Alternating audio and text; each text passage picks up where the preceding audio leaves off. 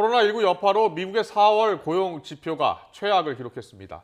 일자리가 2천만 개 넘게 줄고 실업률은 14%대로 치솟았습니다.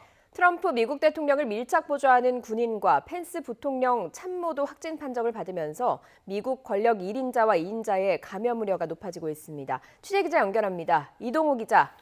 예, 국제부입니다. 네, 우려했던 대로 코로나19 사태가 직접 영향을 미쳤던 미국의 4월 실업률 최악으로 나왔다고요? 예, 그렇습니다. 코로나19로 미국의 경제 활동이 멈춰서면서 그 충격이 고스란히 실직으로 이어졌습니다. 미국 노동부는 4월 비농업 일자리가 2,050만 개 줄었다고 밝혔습니다.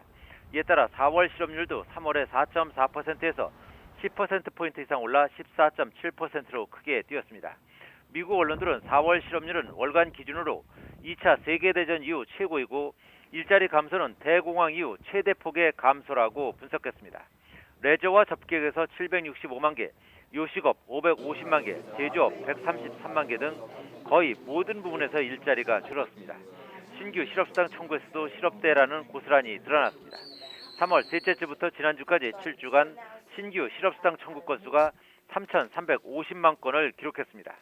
미국 노동인력 5명 가운데 1명꼴로 직장을 잃은 셈입니다. 하지만 트럼프 대통령은 사라진 일자리는 이른 시일 안에 모두 회복될 것이라는 낙관적인 전망을 내놓았습니다. 네, 미국의 경제 지표가 악화 일로인데요. 이에 민감한 미국 증시는 어떻습니까? 예, 뉴욕 증시는 미국의 4월 고용 지표가 예상보다는 덜 나빴던 데 힘입어서 큰 폭으로 올랐습니다. 뉴욕 증권거래소에서 다우존스 지수는 어제보다 1.91% 상승한 24,331.32의 거래를 마쳤습니다. S&P 500 지수도 1.69% 올랐고 나스닥 지수도 1.58% 오른 채 장을 마감했습니다. 이번 주 동안 다우 지수는 2.56%, S&P 500 지수는 3.5%, 나스닥은 6% 각각 상승했습니다. 특히 재택근무 상황이 상시로 이뤄지면서 이를 지원하는 IT 기업이 몰려있는 나스닥 지수가 크게 올랐습니다. 오늘 뉴욕 증시는 4월 고용 지표에 주목했습니다. 고용 감소 규모와 실업률 모두 사상 최악 수준의 수치를 기록했지만 오히려 우려했던 것보다는 그 폭이 나쁘지 않았던 점이 투자 심리를 긍정적으로 이끌었다는 분석입니다. 대부분의 미국 언론이나 투자 회사들이 당초 4월 실업률을 대공황 수준인 20%까지 치솟을 것으로 전망했지만 14%대를 기록했다는 것입니다. 얼마 전 트럼프 미국 대통령을 밀착해서 보좌하는 파견 군인이 코로나19 확진 판정을 받았었는데요. 펜스 부통령 참모도 확진 판정을 받았다고요? 예, 그렇습니다. 코로나19에 감염된 사실이 확인된 마이크 펜스 미국 부통령의 참모는 KT 밀러 부통령실 대변인입니다. 트럼프 대통령은 이날 오후 백악관에서 공화당 하원 의원들과 회동한 자리에서 KT 밀러 대변인의 코로나19 감염 사실을 공개했습니다. 앞서 백악관에서 대통령을 보좌하는 파견 군인이 코로나19 확진 판정을 받은 것이 알려진 지 하루 만입니다. KT 밀러 부통령실 대변인은 트럼프 대통령의 핵심 참모인 스티븐 밀러 백악관 선임 보좌관의 부인이어서 백악관 내 코로나19 추가 확산 가능성이 제기되고 있습니다. 케일리 맥커넌이 백악관 대변인은 트럼프 대통령과 펜스 부통령은 최근 감염 직원과 접촉한 사실이 없으며 2명 모두 코로나19 검사 결과 음성으로 나왔다고 밝혔습니다. 하지만 미국 권력 1, 2인자의 코로나19 노출 위험에 대한 우려가 다시 고개를 들고 있습니다. KT 밀러 부통령실 대변인은 기자와 접촉도 잦고 코로나19 태스크포스 회의에도 자주 참석한 것으로 알려졌습니다.